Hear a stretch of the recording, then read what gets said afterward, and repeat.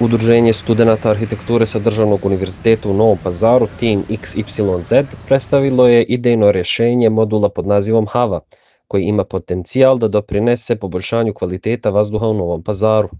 Modul HAVA osmišljen je kao multifunkcionalni urbani mobilijar koji bi mogao biti implementiran u različitim oblicima, poput gradskog sata, fontane, fasade ili ulične svjetiljke, smešteni na javnim površinama. Projekat je baziran na stranim istraživanjima i predviđa konstrukciju od čelika i modifikovane mahovine, čija je uloga apsorpcije štetnih čestica iz vazduha.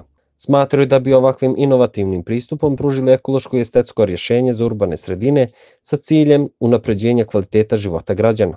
Idejnim rješenjem po uzorku na primjere iz inostranstva zapravo korišćenje mahovina. Ona je interesantna vegetacija iz razloga što po njihovim istraživanjima moguće je sa 10 kvadrata mahovine zameniti čak 86 stabala i zbog toga ona je efektna u ovakvim gradskim područjima gdje nemamo priliku da ozelenimo na neki drugi način, implementiramo zelenilo iz stabla, tako da ona koristi i u te svrhe. Njena površina u većoj meri apsorbuje negativne čestice koje zagađuju vazduh i još jedna beneficija jeste ta što ona proizvodi kiseonik. Ono što je bitno istaći da mahovina ne treba je određeno istraživanje, treba je sačuvati od sunca i ona sama u suštini sebe održava, što bi ovom projektu itekako doprinelo. Mahovina koja bi se koristila nije ona prirodna mahovina koju možemo naći u šumi, ona mora da pretrpi određenu vrstu modifikacije kako bi njenu biološku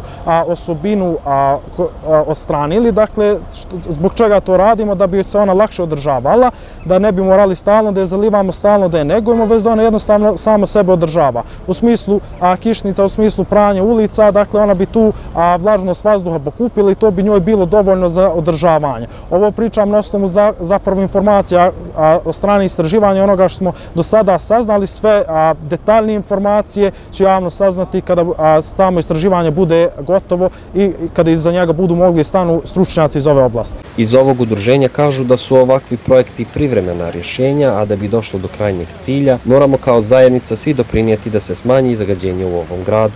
Jako je bitno istaći da ovaj naš projekat nije svojevrsni magični štapić čijom će se implementacijom rešiti svi mogući problemi zagađenja vazduha. Dakle, on je samo jedan korak ka rešavanju tog problema. Treba paralelno voditi računa i o samim uzrocima, izvorima koji dovode do ovog problema, a paralelno sa tim i raditi na ovakvim nekim alternativnim projektima. Dakle, trebamo napraviti jedno dubiozno istraživanje koje će dokazati da ovakav jedan projekat može u nekoj određenoj meri poboljšati kvalitet vazduha grada Novog Pazara i tek onda krenuti sa implementacijom ovog projekta. Udruženje također razmatra dodatne module koji bi mogli doprinijeti poboljšanju kvaliteta vazduha u Novom Pazaru. U tom cilju pozivaju sva stručna lica iz oblasti ekologije da se priključe njihovom istraživanju i doprinesu utvrđivanju potencijalnog uticaja poboljšanja vazduha ukoliko bi došlo do realizacije ovog projekta.